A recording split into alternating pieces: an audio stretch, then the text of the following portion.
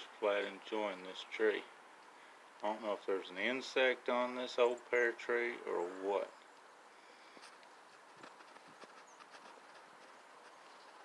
That is just beautiful.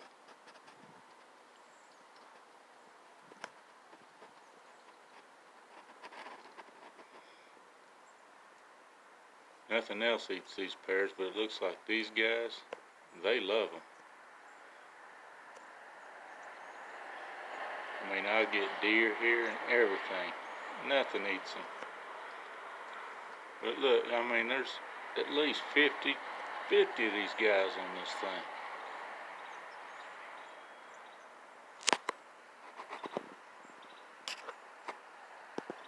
I'll zoom in as far as I can.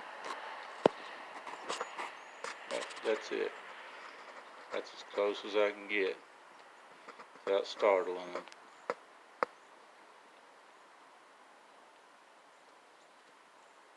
Nature is just beautiful.